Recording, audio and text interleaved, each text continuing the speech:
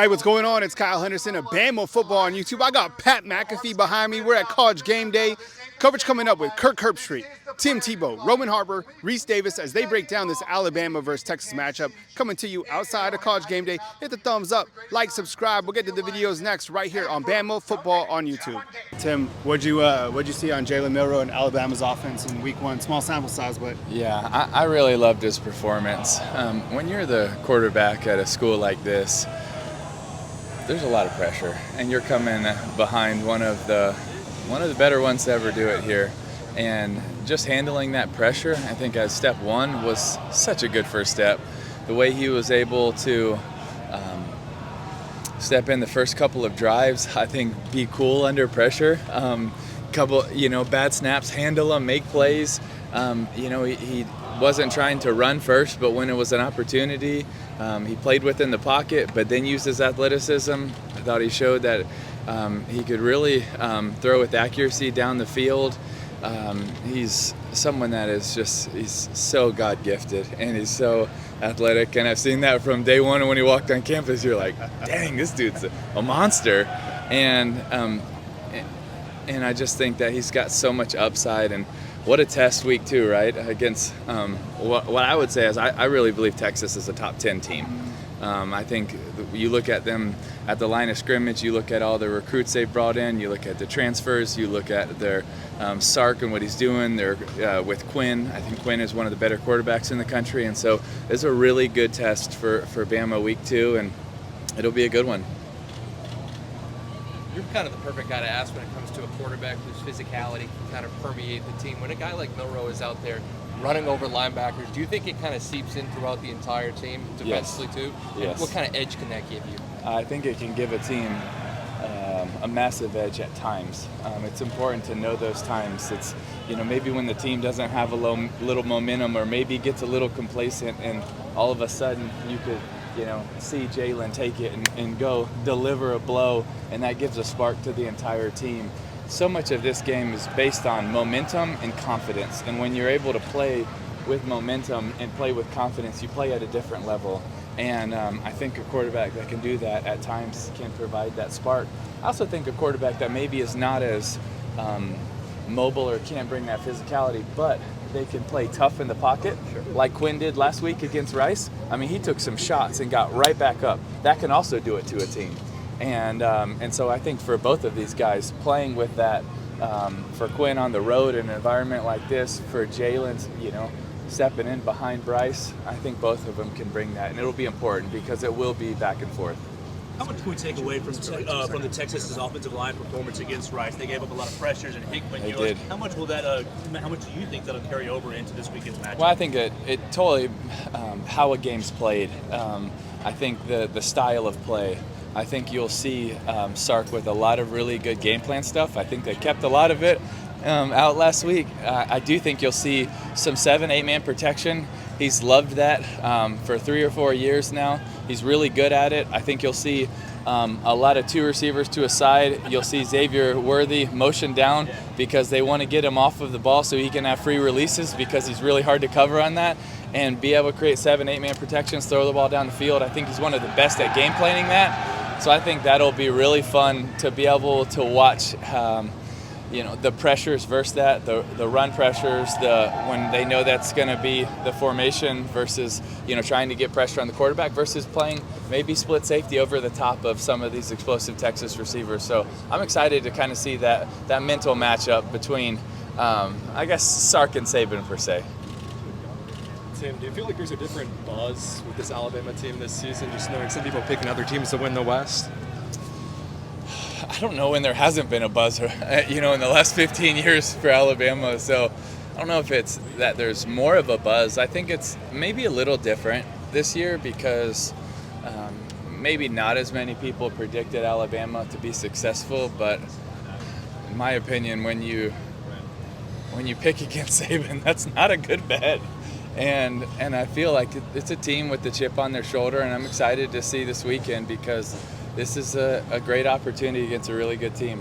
Everyone has seen what this place has become post-Saban, but when you were going through your recruitment, this wasn't what it is now. What attracted you to Alabama where you had them in their final 2? Well, it wasn't. Sorry. it wasn't maybe the success that they've had in the last 15 years, but it was the same passion and tradition was here, and that's contagious. The love for their team was here. I mean, it was the environment. I mean, that's one of the things that drew me to it. It's the people. It's how much they care. I think if anybody's watched me play, they know that I care a lot about it. And Alabama's seen that too many times because they saw me get emotional against them. So, I just think that's something that's contagious about this place. Doesn't matter from what area the fans are coming from. When they show up here, they care a lot about their team, and that's just contagious. Do you feel any responsibility, or do you realize maybe the connection between yourself and Alabama after firing Mike Shula and Nick Saban coming here? Maybe what could have been if you had been here in 2006? Oh, what a hard question. Do I take responsibility? That's so tough. You know what? I think why that was so hard was just because I had just so much respect for Coach Shula, his family,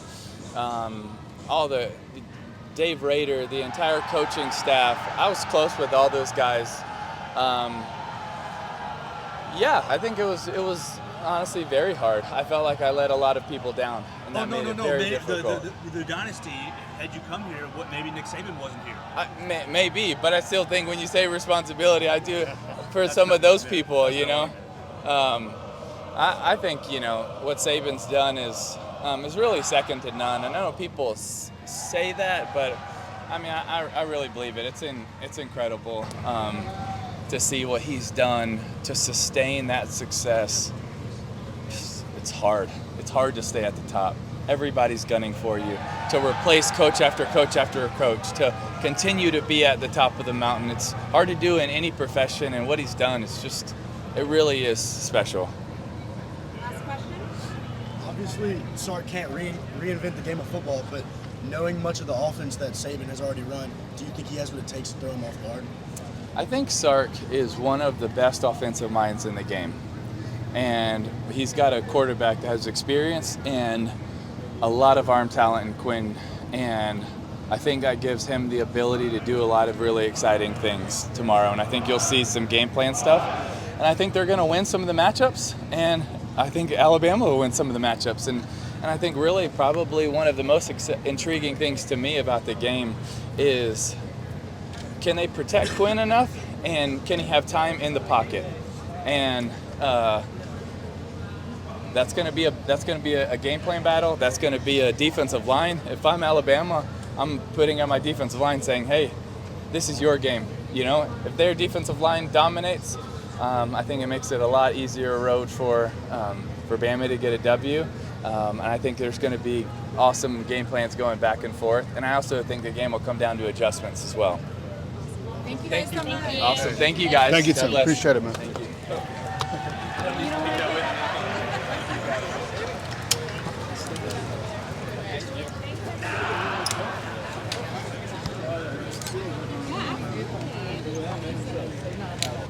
Alrighty. What's up? You're no stranger to Tuscaloosa. You've been here plenty of times, but can you just talk about the buzz from a Friday leading into a Saturday when Alabama's got a massive game against a team like Texas? It's one of our favorite places. I don't know the numbers, but I think we've been here as much, if not more, than anywhere else in the country. So I love coming here. I love Coach Saban. So the program is so good. When it's a big game, whenever these Alabama fans feel threatened, it just adds to the spice. It adds to the anticipation. And I think anytime you bring in a huge brand like Texas, and especially the way the game went last year, it definitely, there's just a different feeling. And this is our first time on campus this year. We were in Charlotte last week for the North Carolina-South Carolina, kind of a neutral site game. So our first time being back on campus, my 28th year on College Game Day, and never gets old, just being around it and feeling the energy of the campus. What did you see from Alabama in week 1 against Middle? I saw a defense that, I think a lot of people are, not me, I picked them to win the national championship, but there are a lot of people questioning how good they can be, especially without guys like Will Anderson, Brian Branch, and I think they lost 7 of their top 8 tacklers, so there's some questions. But, man, I think one thing that people that don't follow Bama closely understand is some of these guys that have been in more of a backup role would come in a sub package, now are taking on primary roles, and they've waited their time, and they kind of have an edge to them, and there's an energy to that defense, at least week one, against an inferior opponent. This is the game, obviously, we find out how good they are, but that stood out to me, the way they were flying around. Kevin Steele, new DC. And then, of course, it's Jalen Milroe. I mean, everybody wondered who would win that job. Jalen looked great, making plays. Sometimes that one snap went over his head and he turned it into a touchdown. He has so much athletic ability, so that stood out. But this can be a different battle. I mean, Texas is SEC defensive lineman, got one of the best middle linebackers in the country in Jalen Ford.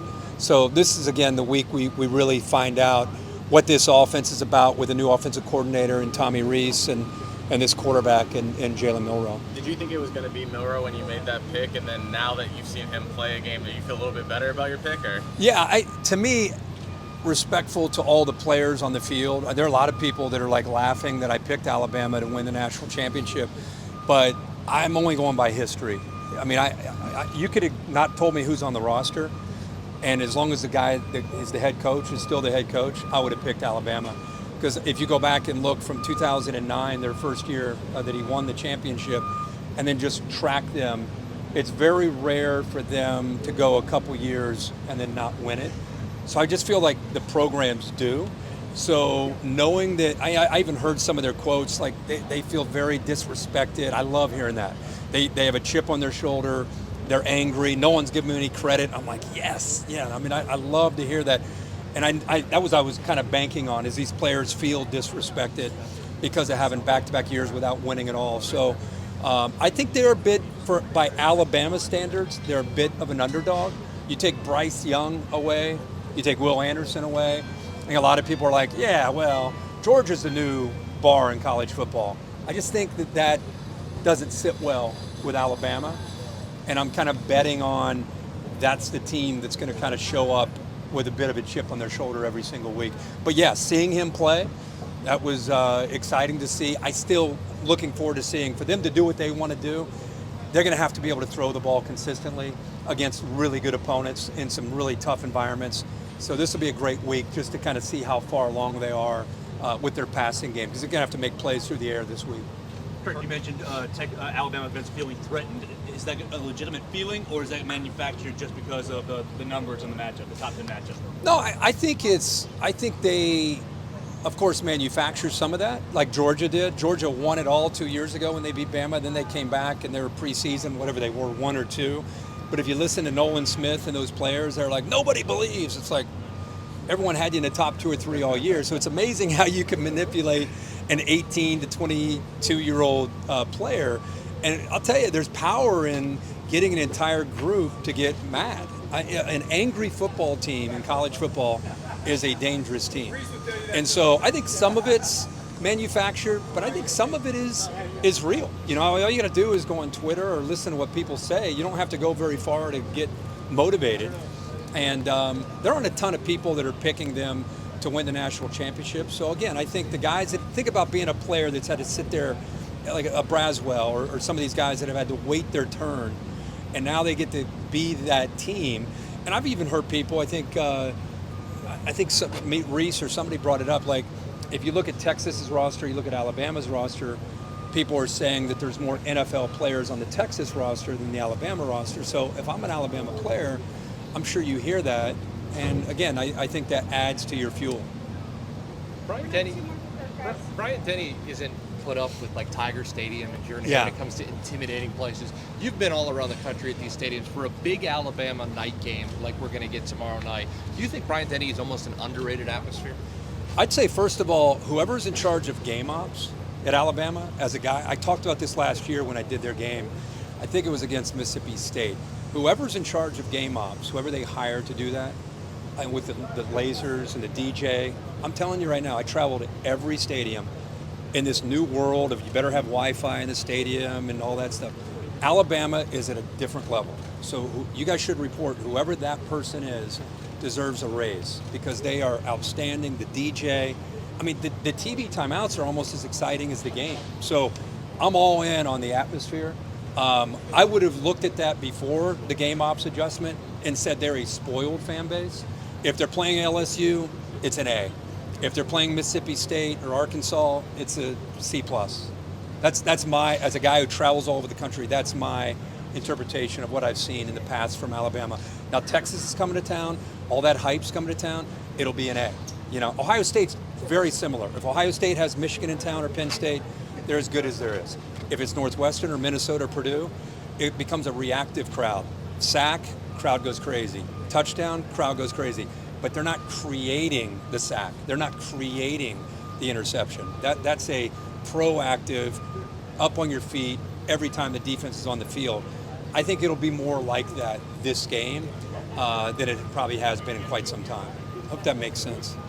Talk about players and fans feeling disrespected. As someone who talks to Nick Saban, do you think he feels disrespected, or is it just a fuel to get back to the top for him? I don't think he feels disrespected. I think a lot of people made a big deal that David Pollack made a comment last year on the set with Coach there that, hey, Georgia's, after they won, Georgia's the new bar. I mean, Georgia won back-to-back championships. I don't think that was anything that he was taking a shot the way it was being portrayed in social media at all. And I think Coach was just kind of nodding his head like, what can you say? They won two straight championships. But I think as a competitor, he's as big a competitor as anybody, on that team, players or coaches. You know, he part of the reason he keeps coming back is he loves that energy. He loves being challenged. He loves trying to climb the mountain and win the championship. So I don't necessarily think that he feels that, he's using it in any way. I just think it's the way he's wired every single year, every single moment of his life. You guys are around him. The guy's ultra competitive. You guys have a great weekend. Thank you very much. All right. See you guys.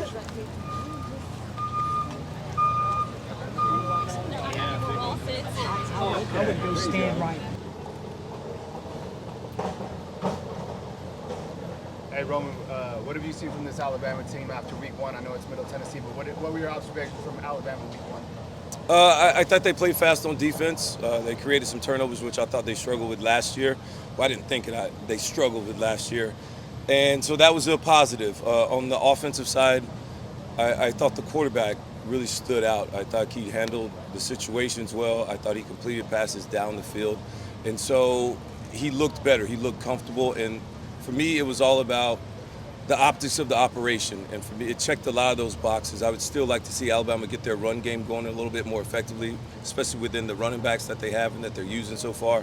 But all these things, it's all a process of growth. You got to understand that as well. But the success that they had downfield throwing the football allows people to really take a step back and say, okay, this Alabama team will be okay, because the biggest question mark going into it was the quarterback. And the quarterback was probably the star of the offense last week. As an Alabama guy, to be back here, kind of the game week buzz, Fridays, a lot of buzz around campus, and obviously leading tomorrow. How cool is it for you to be able to come back here as an analyst and get to cover games like this? Well, it's personally, man, it's really cool because I guess when I would be on the campus and when I was playing, it was all about, looking at the newspaper, see if my name's in it or something, right? And so now you fast forward and, now I'm just here to try and root for these guys and just being a part of this atmosphere, having a big game, another big university like Texas come in and be on this campus and have game day here, having SEC Nation here. It really just means so much more.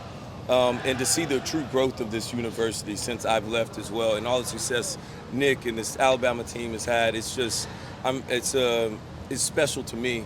And it really feels good to be a part of this university. Looking back on it, it was the right decision. And you don't always get to look back on your life and say, I made the right decision, especially in hard times for an 18-year-old kid. But choosing this school over the other school options that I had, it was the right decision. And we didn't always win a lot of games. And you look back on it and you wish it was this, it could have been that. But now that I'm all done with it and said, it still got me to where I wanted to get to. And now looking back on it, it was the best situation, because now everybody, the moment I say, I played football at Alabama, it's like, oh, you were at Alabama. I was like, we weren't what they are now. But it's still, to say that you played football at the University of Alabama still means something to so many people. And so for that, I'm very, truly thankful for it. And this is just another good time I get to see the student body, everybody all out here, and everybody's on edge and buzzing. And everybody's gonna make a lot of money on the weekend with all the bars. Roman, you talk about the growth. How does the game day atmosphere compare to 2005 when you guys were playing LSU? I mean, we lost that game, so it kind of sucked. But I guess I can't wait to see it. I'm going to be up rolling around with my scooter tomorrow kind of early, seeing how the game day action's going, who's up, who's getting it going. It'll be fun. These games are the ones that people talk about. These are the ones that you remember when you get out of school. You're like, man, you remember game day, you remember this moment. This is what you come here for. These are why you go to the big schools with the big rivalries in the SEC or whatever these big conferences are. And this is what it's all about. This is why you come to school like Alabama, because you want to play in this game. And if you shine in this game, you're going to be the name that people talks about nationally. You're going to be the one that's going to get your name called to go play on Sundays. And so it's an opportunity. I think the biggest thing is it's an opportunity for both of these schools, for both of these teams. For Alabama to say, hey, we are still Alabama. This is the first time in many years where Alabama wasn't just picked to just win the West and win the SEC. Other people picked other teams. So now there's an opportunity for Alabama to say, no, we're still that team. And it's an opportunity for Texas as well, where last year they feel like they had a chance to beat Alabama. They did not. And everybody said that they're picked to win the Big 12. And they got to go out there and prove it at some point. And this is another opportunity for Texas as well to go out there and say, actually, we are as good as what everybody thinks we can be. And we're coming into the SEC. This is just a moment before it really going to happen and what we're going to be able to do in the SEC full time. Roman, do you feel like Alabama likes when people doubt them or maybe try to pick the other team that they're playing? For sure. You know that. I mean, Nick calls it reverse rat poison. He loves it. It's something that you don't get all the time. And it's almost like, when I give my kids Skittles, they don't get them all the time, so when they get them, they love them. And, when you don't get those things all the time, when everybody's always praising you, you're just trying to keep everybody humble. And then when all of a sudden somebody doubts you, you're like, man, this is it. This fuels my fire. I mean, the doubters and the negativity fueled my whole football career. And so always been able to turn the doubt and the negativity into something that you use to really push you forward and say, whether they said it or not, the Michael Jordan in the 30 for 30, the last dance. I mean, he hated everybody at times, and nobody said any of those things. He was just making it up in his mind. But that's what you do. That's what the great ones do. They find ways to get an edge. And if this is Alabama's edge, it's going to be a great one. I think they should use it and let this thing burn. And all the naysayers, I'm with it. I'm completely with it. When teams have beaten Alabama in this stadium in the past, they've had exceptional quarterback play. Do you think Correct. Quinn Ewers is going to be good enough to come in here and beat Alabama? I think he is good enough to do it, but it's going to be, for me, it's going to come out of these things. Alabama has to recognize, because it's not just Quinn Ewers. It's recognize what Steve Sarkisian wants to do within this offense and how they're going to try and execute versus you. Now, the best thing about playing Texas last year is you have tape on what they tried to do against you last year. That's why in the NFL, it's really hard to beat teams 2 and 3 times. It's just hard because we get film on you, we know exactly what you're going to do, and now we're going to prepare for those things. So understanding, when you get an earned first down, not P and 10. P and 10 is possession and 10. I'm going to go real football jargon for you guys right now. Give it to us. All right, P and 10, that's possession and 10. You just get the ball, first possession, first and 10. That's fine. They're not going to do anything. When they earn first down within the 45-yard line to the other 40-yard line going in, earn first down, it's shot zone. First and 10, second and 10, second and 8. They're going to take a shot. Understand that. Play coverage. Understand where Xavier Worthy is in different positions because that is the guy that they want to get the ball to down the field. Whether they motion him into a stacked slot position to make you back off. Understand where you're going to press him at. There's no reason to press him inside out. You should press him outside in. All these little things like this, and understand how they're going to build these formations to get these guys open, that matters too. And when your guy's blocking, go get the quarterback because you can't sit back there. They're not running 10-yard routes. They're running 35-yard routes. So you're not going to help anywhere covering grass. Go get the quarterback, speed up the timing. Quinn Ewers is not the same type of quarterback when he's off the spot. Spot meaning 3 yards right behind the center. That's the sweet spot that they try and build a pocket around. And that's where their whole offense is won or lost. So understand those things and don't let them do that. If you do not if you're not friendly to Texas's offense, you got a real good chance to make this ugly for them tomorrow. The Texas offensive line struggled against Rice last week. How do you think that's going to translate into this weekend's game? I think Sark did a really good job of, sometimes you just don't come out and play your best game early. And that's another one I talked about, opportunity for Texas to go out there and say, okay, this is who we really are. Because at some point, I'm tired of hearing everybody tell me how good Texas is and what they're going to be. at some point you got to go out there and prove it and show it. And this is going to be the opportunity for them to do that. Last week was last week. Rice did a couple different things, but are you trying to hide stuff because you got Alabama the next week? Because what they did against Alabama last year in the first 15 plays was outstanding. It came out on fire. The tempo, the pace, the formation changes, all these different things is really, really good. And so I would anticipate that they're going to do a lot of those same situations and really try and play with a different pace to try and throw Alabama and all this communication off that they like to do on the defensive side. And all you got to do is get up once.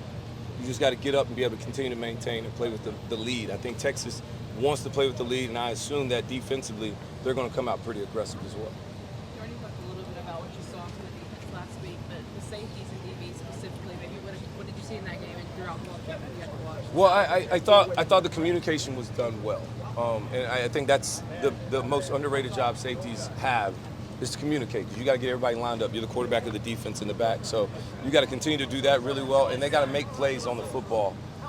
And I thought they did that well, tackling in space, making plays on the football, and then communicating. If you do those things, you're going to be just fine in Alabama's defense because it sets you up for success. We've seen too many really good safeties come under Nick Saban, and I'm not saying they were all great in the NFL. They're really good in college because the defense allows you to be really good and successful. So just doing your job will be good enough. Hey, Roman, speaking of safeties, Caleb Downs for Alabama, freshman, phenom, at least he showed well in his first game. What have you seen from him? And maybe talk about Alabama's secondary as well. I'm not ready to call him a phenom, but he is a good player. And he has great size. He obviously has really good football instincts. For him to be able to absorb all this playbook and go out there and play as a true freshman for Nick Saban's defense, you get a lot of kudos for that. I like his ability. He's one of the top players in the country last year coming out of high school for a reason. And so at this point, you just want him to stay healthy and continue to trend in the right direction. I would teach him how to do one thing. I always go to the negative because that's all I want to coach up is the negative. The positives, like we hear those all the time. You'll hear that from your uncle. Let's work on the negatives because that's how you get cleaned up. Taking on certain blocks. This is the one thing I saw him do wrong. When he takes on a block, I want you to stay square with the line of scrimmage, be even with the ball carrier. Don't turn your shoulders to the blocker.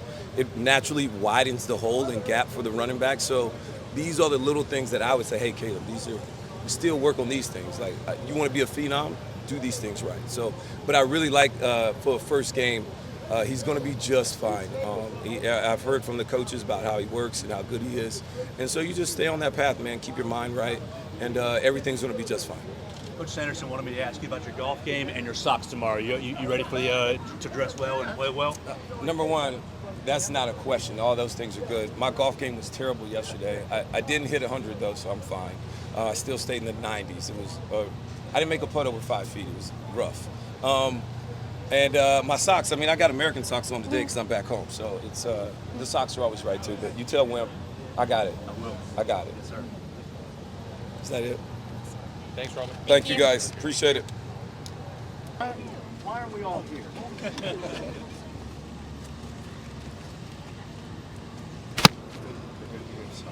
Jeff Spiegel says hi to start off.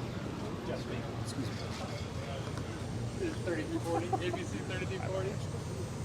Hey, Darberly, do we know Jeff Spiegel? Oh yeah, absolutely. We do? Why isn't he here though? I don't. I guess he doesn't like you. I know it.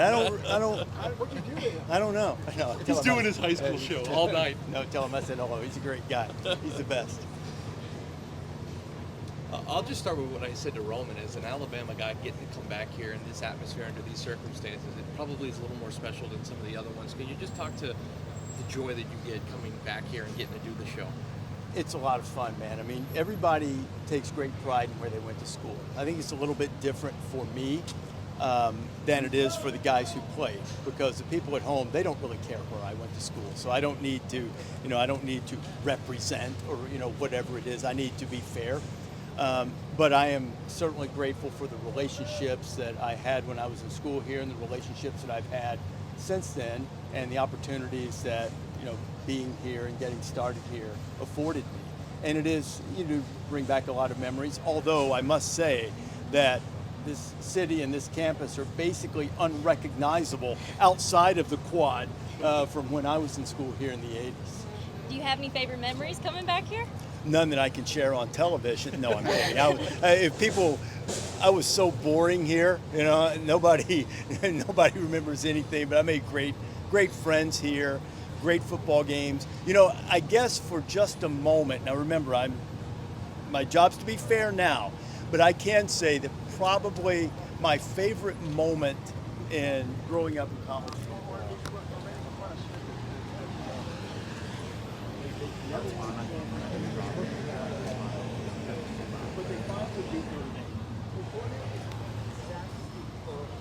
That's like the greatest thing that ever happened because they beat Notre Dame, so that's probably as good a football memory as I have. And there were some good ones. There was the Van Tiffen kick.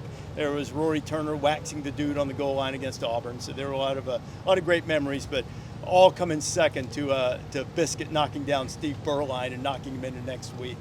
I like it. Reese, do you feel like Alabama is playing with a different edge this season? I think they're trying to prove that they're still the bully and the toughest team on the block. The last couple of years, really, they haven't always been able to run the ball effectively when they've needed to, and their whole identity was built on that. I don't know if I can say this on broadcast TV, but the old, early Nick Saban, I think it was pre-LSU, make their ass quit. I don't know that they've had that, to be honest. Not that they haven't been good, they've been elite. Nobody's been better than them. There's never been a dynasty in the history of the sport like this one. Now, Georgia may be on top at the moment, and they are, but overall, long-term dynasty, the sport's never seen anything like this. So you're splitting hairs and picking nits, as it were, but last couple of years, they probably haven't been as overpowering and making the other team afraid to play them or dread playing them the way they maybe have in the past. You get the sense from talking to people around the program and the players that that's what they want to do. And it'll be a huge test to do it against a very, very talented Texas team, a team that Pete Thamel and I were talking this morning. A lot of NFL scouts say that there are more draftable players on Texas roster than on Alabama's at the moment. Now, a lot of that's because a lot of Alabama's guys are young, freshmen, but still, that's pretty daunting. So we'll find out where they stand in that regard on Saturday night. It ought to be a great game. How do you think they match up against Texas this year? I mean, it's hard to say based on one game, but Texas has a great defensive front. And, that'll be a test for this offensive line, which has sort of, as I talked about a moment ago, trying to impose a physical, nasty attitude that they want to run the ball. And Alabama's secondary, a little banged up, and with Quinn Ewers and his arm talent, hasn't had a lot of success throwing the deep ball.